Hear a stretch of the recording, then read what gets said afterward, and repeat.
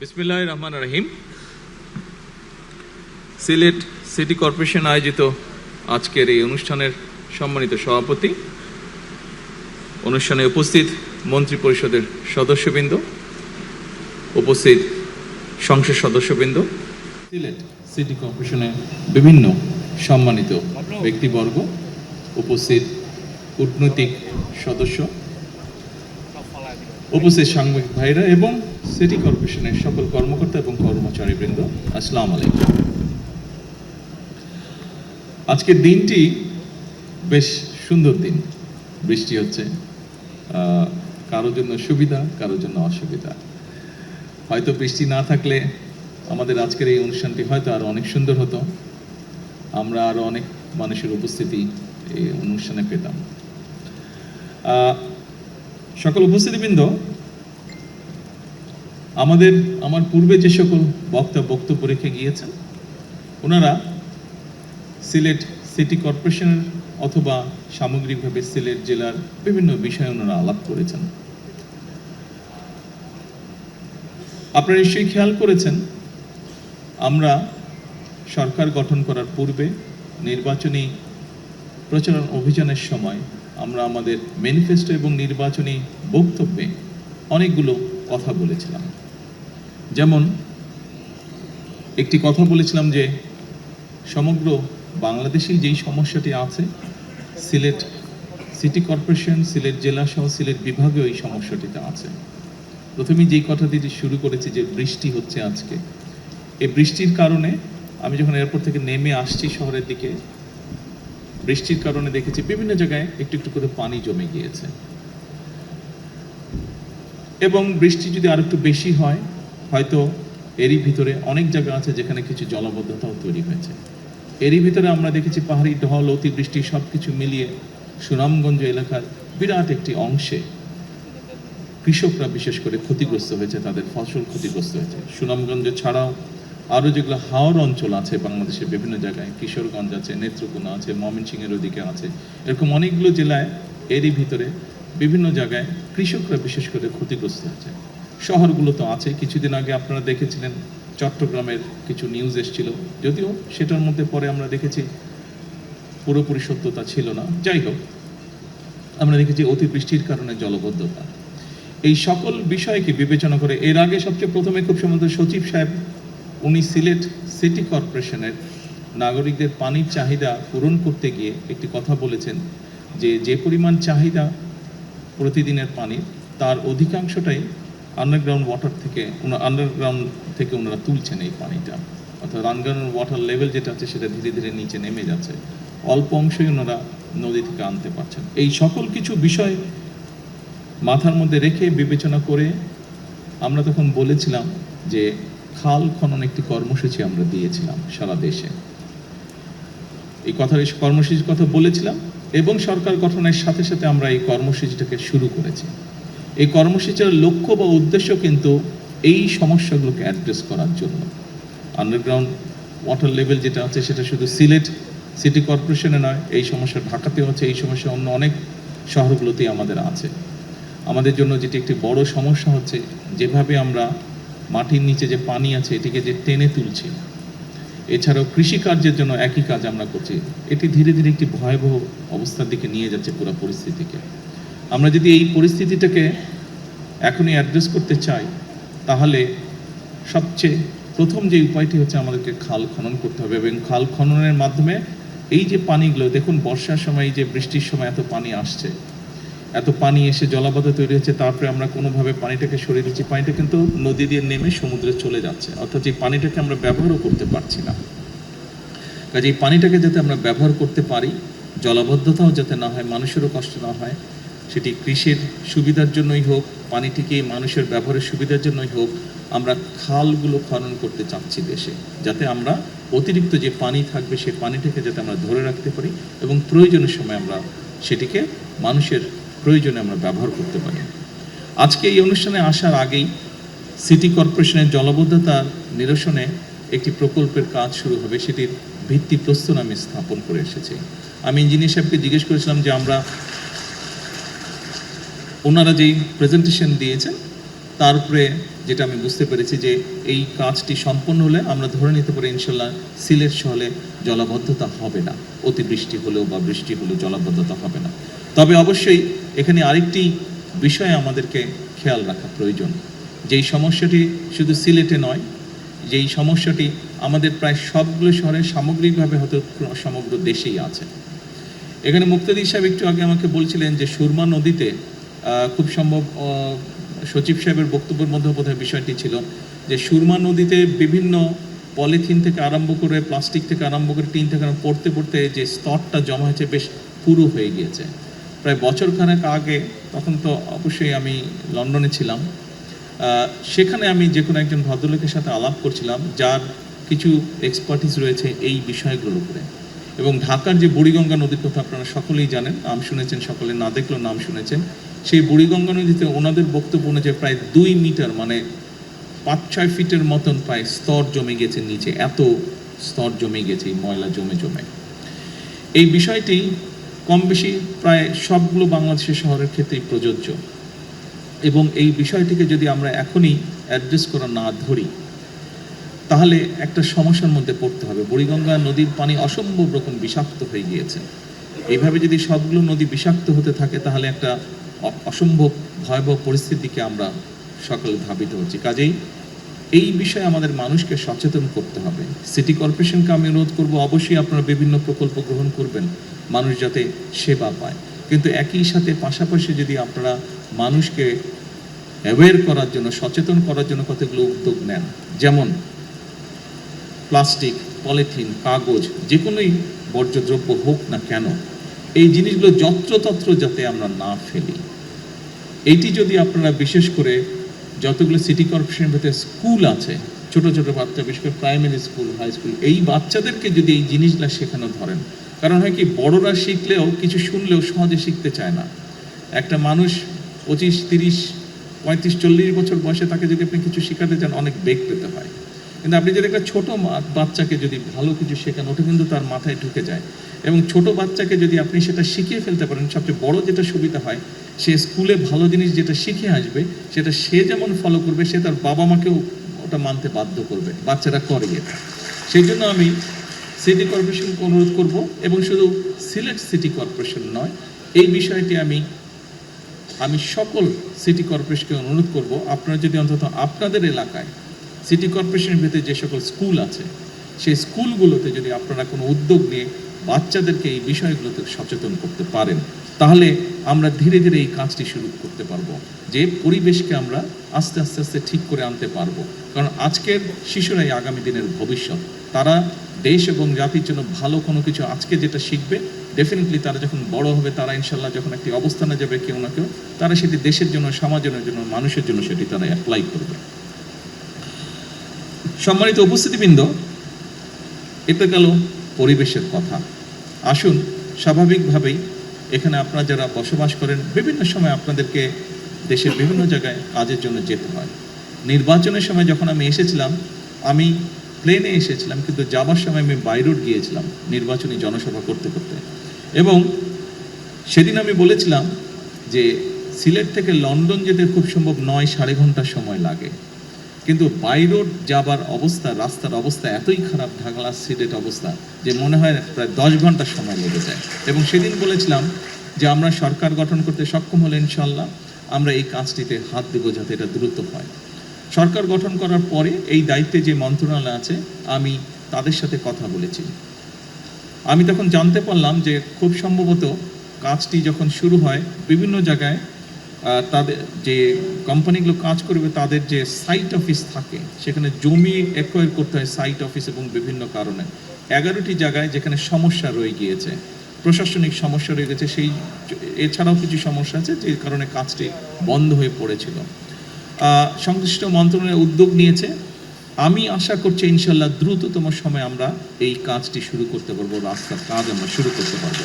সময় লাগবে, তবে কাজটি শুরু করলে ইনশাল্লাহ শেষ তো এক সময় হবে, এবং আগামী কয়েক বছরের মধ্যে আমরা এটা ইনশাল্লাহ শেষ করতে পারবো। এবং তার ফলে যেটা হবে, মানুষের যাতায়াতে, ঢাকা টু সিলেট, সিলেট টু ঢাকা যাতায়াত, বাই রোড যাতায়াতের এত কষ্ট মানুষকে ইনশাল্লাহ ভোগ করতে হবে না। সম্মানিত উপস্থিতিবৃন্দ,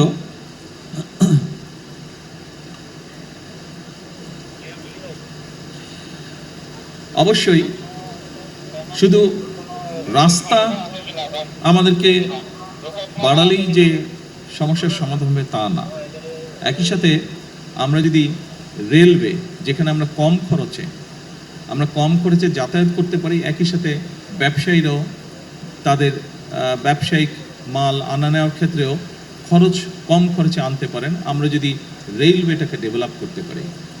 আমাদের বর্তমান সরকার আমরা একটি উদ্যোগ গ্রহণ করছি যে সারা দেশে কিভাবে রেল যোগাযোগটাকে বৃদ্ধি করা যায়। রেল যোগাযোগটাকে বৃদ্ধি করলে স্বাভাবিকভাবে অধিকাংশ মানুষ এটিতে যাতায়াত করবেন, এটিতে খরচ কম হবে, সেটি যাতায়াতের খরচ কম হবে, সেটি ব্যবসায়িক কারণে খরচ কম হবে। আমরা রাস্তা যতই বড় করতে থাকি ততই গাড়ি নামবে রাস্তায়, ট্রাফিক বাড়বেই। এবং আরেকটি বিষয় আমাদের মনে রাখা প্রয়োজন, জনসংখ্যার ভিত্তিতে আমরা পৃথিবীর খুব সম্ভবত 8ম স্থানে আছি, কিন্তু আমরা ল্যান্ড ওয়াইজ যদি চিন্তা করি আমাদের দেশটা হয়তো অত বড় না, অনেক দেশে থেকেই ছোট। সেজন্য আরেকটি গুরুত্বপূর্ণ বিষয়, বাংলাদেশ হচ্ছে একটি কৃষি প্রধান দেশ। সেজন্য রাস্তা যদি নির্মাণ করি আমরা, একই সাথে কিন্তু আমাদের ফসলি জমিও নষ্ট হচ্ছে। সেজন্য সেই বিষয়টাকে আমাদের মাথায় রাখতে হবে। এত বিপুল সংখ্যক জনগোষ্ঠীর খাবার তো আমরা বিদেশ থেকে ইম্পোর্ট করা সম্ভব না, এবং আমরা আলহামদুলিল্লাহ মোটামুটিভাবে খাদ্য স্বয়ংসম্পূর্ণ, কাজে এইটিকেও আমাদের ধরে রাখতে হবে। সেজন্যই অবশ্যই রাস্তার উন্নয়ন, আমরা রাস্তার ক্ষেত্রে যোগাযোগ ব্যবস্থা উন্নয়ন করব, কিন্তু রেলটাকে আমরা ডেভেলপ করতে চাই। স্বাভাবিকভাবেই সিলেটের মানুষ নিশ্চয়ই উৎসাহী হবেন না, খুব ইন্টারেস্টেড হবেন না শুনতে যে ঢাকা রংপুর রেল ব্যবস্থা উন্নতি হচ্ছে। আপনারা নিশ্চয়ই ইন্টারেস্টেড হবেন যে ঢাকা সিলেট বা সিলেট ঢাকা রেল ব্যবস্থা উন্নতি হচ্ছে। আমরা চেষ্টা করছি এ ব্যাপারে, ইনশাল্লাহ এ ব্যাপারে আমরা চেষ্টা করছি যে ডবল লাইন কিভাবে করা যায়, ডাবল লাইনের মাধ্যমে এই সমস্যাটার সমাধান করা যায়, দ্রুততর করা যায় ঢাকা সিলেট বা সিলেট ঢাকা রেলওয়ের ব্যবস্থা। আসনের পরে আমি যখন নির্বাচনী সময় বিভিন্ন এলাকায় গিয়েছি দেশের, শুধু সিলেট নয়, সিলেট সহ বাংলাদেশের উত্তর অঞ্চল বলেন, দক্ষিণ অঞ্চল বলেন, যে এলাকায় গিয়েছি আমি অনেক বিষয়ের মধ্যে একটি বিষয় এলাকার মানুষ আমার কাছে তুলে ধরেছে, এবং খুব স্বাভাবিকভাবেই আমরা বিষয়টি ভিন্নভাবেও জানি। সেটি হচ্ছে বাংলাদেশের মানুষের স্বাস্থ্য ব্যবস্থা বা চিকিৎসা ব্যবস্থা। দুঃখজনকভাবে হলেও সত্য যে শহরের মানুষ কিছুটা চিকিৎসা সুবিধা পেলেও গ্রামের অধিকাংশ জায়গায় এখনও আমরা ভালোভাবে স্বাস্থ্যসেবা পৌঁছে দিতে সক্ষম হইনি, এবং সেজন্যই আমরা বলেছিলাম যে আমরা একটি ব্যবস্থা গ্রহণ করতে চাই। এটি আমি সংক্ষেপে আপনাদের সামনে তুলে ধরছি, আমি এর আগেও কয়েকবার বলেছি। দেখুন, এখানে আপনারা যারা আছেন সিলেটের মানুষ, বিশেষ করে অনেকেরই, প্রায় বহু মানুষেরই লন্ডন সফর করার সুযোগ হয়েছে। যারা যারা লন্ডনে গিয়েছেন আপনারা সকলেই জানেন NHS নামে একটি প্রকল্প আছে, বা NHS নামে একটি ওখানে সংগঠন আছে, যাদের দায়িত্ব হচ্ছে সেই দেশের সকল মানুষের, যারা সেই দেশের বৈধ নাগরিক, তাদের সকলের চিকিৎসা ব্যবস্থা তারা লুক আফটার করে, তারা দেখভাল করে। এবং ব্রিটেনের মতন দেশে কিন্তু NHS নিয়ে এখন তারা বেশ প্রেসারে আছে। এটি একটি ব্যয়বহুল বিষয়। সেই দেশের আইন অনুযায়ী সেই দেশের নাগরিক বা বৈধভাবে যারা বসবাস করে তাদের যে কোনো ধরনের অসুস্থতা সুস্থ করার দায়িত্ব হচ্ছে সরকারের। সেই জন্য খুব স্বাভাবিকভাবেই যেহেতু এটা সরকারের দায়িত্ব, সরকারের উপর একটি চাপ থাকে, অর্থনৈতিক একটি বিষয় থাকে এখানে বিষয়। আমরাও চাই আমরা আমাদের দেশের নাগরিকদেরকে সুস্থ রাখতে, তাদের কাছে স্বাস্থ্যসেবা পৌঁছে দিতে।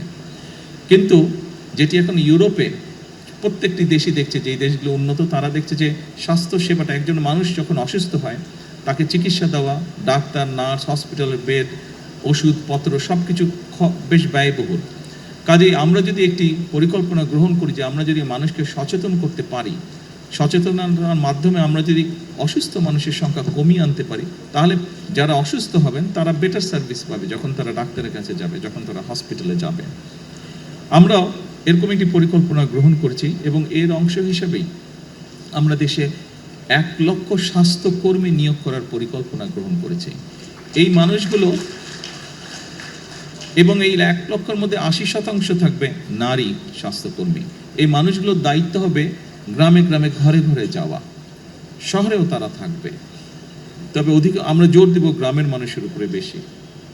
তারা যাবে, তারা মানুষগুলোকে, বিশেষ করে পরিবারের নারী যারা আছেন, যারা সংসার দেখাশোনা করেন, দায়িত্ব যাদের, তাদেরকে গিয়ে তারা অ্যাওয়্যার করবে, সচেতন করবে যে কোন খাবারটি খেলে ডায়াবেটিস হবে না, কোন খাবারটি খেলে কার্ডিয়াক হবে না, বা লাইফস্টাইল কী হলে তার হার্টের সমস্যা হবে না, কোন খাবারটি খেলে কিডনির রোগ হবে বা কিডনির রোগ হবে না, এই বিষয়গুলি সম্পর্কে তাদেরকে সচেতন করবে, হাইজিন সম্পর্কে তাদের সচেতন করবে। অর্থাৎ আমরা চাচ্ছি যে ইনশাল্লাহ ধীরে ধীরে আমরা সামগ্রিকভাবে পুরো দেশে অসুস্থ যত বেশি সংখ্যক মানুষকে সুস্থ রাখা আমাদের লক্ষ্য। তার ফলে স্বাভাবিকভাবে যারা হসপিটালে আসবে পরবর্তীতে অসুস্থ হয়ে তাদেরকে যাতে বেটার চিকিৎসা দেওয়া যায়। স্বাভাবিকভাবেই চিকিৎসা অসুস্থ মানুষের সংখ্যা যখন কম হবে, আপনার মেডিকেলের ক্ষেত্রে আমাদের জন্য সুবিধা হবে টেক কেয়ার করতে। সম্মানিত উপস্থিতিবৃন্দ, সিলেট মেডিকেল কলেজের অধীনে 250 শয্যার একটি হাসপাতাল, এই হাসপাতালটি আমরা চেষ্টা করছি দ্রুত যাতে চালু হতে পারে ইনশাল্লাহ। একই সাথে আমরা এরপরে এটাকে চেষ্টা করব এক্সপ্যান্ড করে 1200 শয্যার একটি হাসপাতালে নিতে আমরা ইনশাল্লাহ চেষ্টা করব, আমাদের পরিকল্পনার মধ্যে রয়েছে। আরেকটি বিষয় এখানে উঠে এসেছে আলোচনায়, বেশ কয়েকজন বক্তা আমার আগে উল্লেখ করেছেন যে একটি সমস্যা আছে এখানে, খুব সম্ভবত মুক্তাদি সাহেব বোধহয় ওনার বক্তব্যে বলেছেন যে সিলেটে সেই পরিমাণ ইন্ডাস্ট্রি বা কলকারখানা ব্যবসায়িক প্রতিষ্ঠান নেই। খুব স্বাভাবিকভাবেই অনেক মানুষ, তরুণ সমাজের অনেক সদস্য তারা বেকার থাকে। আমি এই কথাটি আপনাদেরকে আগেও বলেছিলাম, যাদের আমার বক্তব্য শোনার সুযোগ হয়েছিল নির্বাচনের পূর্বে, যে আমাদের অনেকগুলো পরিকল্পনা আছে। এর ভিতরে মুক্তাদি সাহেব এখানে আছে, উনি একটি কথা বললে পারতেন। সরকার গঠন করার বোধহয় সপ্তাহখানেকের মধ্যে আমি ওনাকে দেখেছি, যেহেতু শিল্প কলকারখানার আন্ডারে বাংলাদেশ অনেকগুলো বিভিন্ন জায়গায় অনেক কলকারখানা বন্ধ হয়ে পড়ে আছে। আমরা সিদ্ধান্ত গ্রহণ করেছি এই কলকারখানাগুলোকে যত দ্রুত সম্ভব কারণ বের করে যত দ্রুত সম্ভব, যদি দরকার হয় আমরা প্রাইভেটাইজ করবো সেগুলোকে, যারা এগুলো চালাতে আগ্রহী তাদের কাছে আমরা হ্যান্ড ওভার করবো। অর্থাৎ এই কলকারখানাগুলো আমরা দ্রুত, খুব সম্ভবত এই সপ্তাহে বোধহয় এই ব্যাপারে আপনার সাথে বসার কথা আমার বোধহয় 4 তারিখে, ওই যে অন্য সবাইকে নিয়ে 4 তারিখে এটার ওনারা রিপোর্ট দেবেন আমাকে যে কতটুকু আমরা অগ্রসর হলাম। কাজে আমাদের লক্ষ্যই ছিল, তখনই আমরা বলেছিলাম যে এই কাজটি আমরা শুরু করব, এবং এই কাজটি শুরু করতে পারলে একদিকে সারা দেশে বহু কর্মসংস্থানের ব্যবস্থা হবে, এটি গেল একটি বিষয়। এবং একই সাথে আমরা চেষ্টা করছি দেশে এবং বিদেশে যারা বিনিয়োগকারী আছেন তাদেরকে উৎসাহিত করার জন্য, যাতে তারা বিভিন্ন ব্যবসা প্রতিষ্ঠান, মিল কারখানা অথবা সার্ভিস ইন্ডাস্ট্রি যেটাই হোক, তারা যাতে বিনিয়োগ করেন এবং বিভিন্ন সমস্যা আছে সেই সমস্যাগুলোতে তাদেরকে আমরা চেষ্টা করছি সহযোগিতা করতে, যাতে তারা বিনিয়োগ করেন, কর্মসংস্থানের সুযোগ হয়। সিলেটে একটি আইটি পার্ক করা হয়েছিল, আইটি পার্কটি সেভাবে সচল নেই। এই আইটি পার্কটি নিয়ে অলরেডি এর মধ্যে আমাদের আলোচনা হয়েছে, আমাদের যে মন্ত্রণালয় আছে তারা কাজ করছে। আমি কোয়াইট কনফিডেন্ট আই যে ইনশাল্লাহ দ্রুততম সময়ে আমরা এটা চালু করতে সক্ষম হবো আইটি পার্কটি, যাতে করে আমাদের তরুণ সমাজের অনেক সদস্য আছে যারা ফ্রিল্যান্সিংয়ের কাজ করে, আইটির বিভিন্ন কাজ করে, ডাটা প্রসেসিং কাজ করে, তাদেরকে আমরা ওখানে সুযোগ তৈরি করে দেওয়ার চেষ্টা করব, যাতে করে সেই মানুষগুলো যারা কাজ করছে তারাও ওখানে কাজ করার সুযোগ পায়, যাতে তাদের ইনকাম বৃদ্ধি করার সুযোগ পায়। যারা কাজ করতে চাচ্ছে কিন্তু কাজ করতে পারছে না, এরকম যারা আছে তাদেরকে আমরা ওখানে সুযোগ করে দেব। আমরা আইটি সেক্টরে এই কাজটি এখানে করতে চাচ্ছি।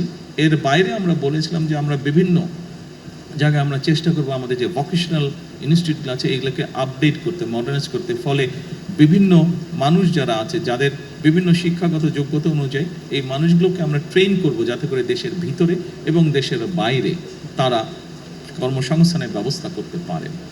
সম্মানিত উপস্থিতিবৃন্দ, সংক্ষেপে আজকে এতটুকুই আপনাদের সামনে বলবো। এই হচ্ছে আমাদের পরিকল্পনা, আমরা কি কি চিন্তা করেছি এবং এরই ভিতরে সেই চিন্তাগুলো বাস্তবায়নের জন্য কি কি উদ্যোগ গ্রহণ করছে আপনাদের সামনে আমি আজকে তুলে ধরলাম। দেখুন, 2.5 মাস বয়সে একটি শিশু কিন্তু হাঁটতে পারে না, শিশুটাকে হাঁটতে হলে আরো কিছুদিন অপেক্ষা করতে হয়। বর্তমান সরকারের বয়স 2.5 মাসের মতো। তবে আমরা এরই ভিতরে আমরা যে সকল কমিটমেন্ট দেশের মানুষের সামনে উপস্থাপন করেছিলাম, দেশের মানুষকে আমরা দিয়েছিলাম, সেই কমিটমেন্টগুলো বাস্তবায়নের কাজ আমরা শুরু করেছি। এখানে আজকে যারা উপস্থিতবৃন্দ আছেন আপনারা এরই ভিতরে দেখেছেন যে সারা দেশে আমরা ফ্যামিলি কার্ডের কথা বলেছিলাম নারীদের স্বাবলম্বী করার জন্য, আমরা কৃষক কার্ডের কথা বলেছিলাম, কৃষক ভাইদেরকে সহযোগিতা করার জন্য। আমরা বলেছিলাম যে আমরা দেশে আমাদের যে ভবিষ্যৎ প্রজন্ম আছে তাদের ভিতর থেকে আমরা ভালো যারা বিভিন্ন খেলাধুলায় বিভিন্ন মানুষের বিভিন্ন কোয়ালিটিস থাকে, গুণাগুণ থাকে, সেইগুলোকে আমরা বের করে আনতে চাই। এখানে যারা আমাদের বয়সী আছেন, কম বেশি অনেকেরই ধারণা আছে শহীদ রাষ্ট্রপতি জিয়াউর রহমানের সময় দেশের ছোট ছোট ছেলে মেয়ে যারা ছিল সেই সময় তাদের ভিতর থেকে ট্যালেন্টেড যারা ছিল তাদেরকে বের করে আনার জন্য নতুন কুড়ি নামক একটি অনুষ্ঠান চালু করা হয়েছিল। আপনাদের অনেকেরই সে ধারণা আছে যারা সেই সময় শহীদ জিয়াকে দেখেছেন। সেটারই একটি এক্সটেন্ডেড অংশ হিসাবে আমরা দেশের এই ছোট ছোট ছেলে মেয়েদের ভিতর থেকে ভবিষ্যতে ভালো খেলোয়াড় বের করে আনতে চাই এবং তারই অংশ হিসেবে নতুন করে স্পোর্টস, যেটি আমরা আজকে এই সিলেটের মাটি থেকে আনুষ্ঠানিকভাবে শুরু করব ইনশাআল্লাহ। আমি গতকাল জিজ্ঞেস করেছিলাম আমাদের যে স্পোর্টস মিনিস্টার আছে আমিনুল, তাকে আমি জিজ্ঞেস করলাম যে কত বাচ্চা এনরোল হয়েছে। আমাকে গতকাল সন্ধ্যায় ও যে রিপোর্ট দিল, হ্যাঁ গতকাল না সরি এটা পরশুদিন সংসদে আমি জিজ্ঞেস করেছিলাম যে কত বাচ্চা এনরোল হয়েছে। গত পরশুদিন পর্যন্ত ও আমাকে যেটা জানিয়েছে সারা দেশে, এটি আজকে অনলাইনে এখানে উদ্বোধন করব, সারা দেশেই প্রায় সবগুলো জেলাতেই এটা উদ্বোধন হবে। সারা দেশে প্রায় 1,30,000 বাচ্চা গত পরশুদিন পর্যন্ত এনরোল করেছে। কাজেই উপস্থিতিবৃন্দ, আমরা এই 1,30,000 বাচ্চার ভিতর থেকে নিশ্চয়ই 7-8টি ওরা স্পোর্টস ঠিক করেছে। এর ভিতর থেকে নিশ্চয়ই আমরা এমন কিছু খেলোয়াড় বের করে নিয়ে আসতে পারবো যারা ভবিষ্যতে ইনশাল্লাহ দেশের জন্য স্বর্ণ পদক ছিনিয়ে নিয়ে আসবে আন্তর্জাতিক অঙ্গন থেকে। দেশের সুনাম তারা বৃদ্ধি করতে সক্ষম হবে আন্তর্জাতিক অঙ্গনে, দেশকে তারা তুলে ধরতে পারবে। ক্রিকেট যেরকম আজকে আমাদেরকে বিশ্ব দরবারে তুলে ধরেছে বাংলাদেশকে, বাংলাদেশের জন্য সম্মান নিয়ে এসছে, মেয়েদের ফুটবল টিম যেরকম কয়েকদিন আগে দেশের জন্য আন্তর্জাতিক সম্মান বয়ে নিয়ে এসছে, এভাবে আমাদের ছেলেমেয়েরা দেশের জন্য ভবিষ্যতে ইনশাল্লাহ সম্মান বয়ে নিয়ে আসতে পারবে। সকল উপস্থিতিবৃন্দ, আমরা আমাদের দলীয় অবস্থান থেকে একটি স্লোগান দিয়ে থাকি। স্লোগানটি হচ্ছে করব কাজ গর্ব দেশ, সবার আগে বাংলাদেশ। আমি ব্যক্তিগতভাবে দৃঢ়ভাবে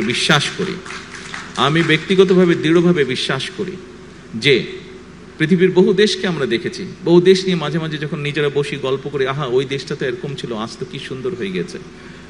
আমি দৃঢ়ভাবে বিশ্বাস করি পরিশ্রম যদি আমরা করি তাহলে আমাদের দেশটিকে আমরা তাদের মতন করে গড়ে তুলতে পারবো। এবং এই আত্মবিশ্বাস নিয়ে এই সরকার যাত্রা শুরু করেছে, তার কার্য পরিচালনা শুরু করেছে।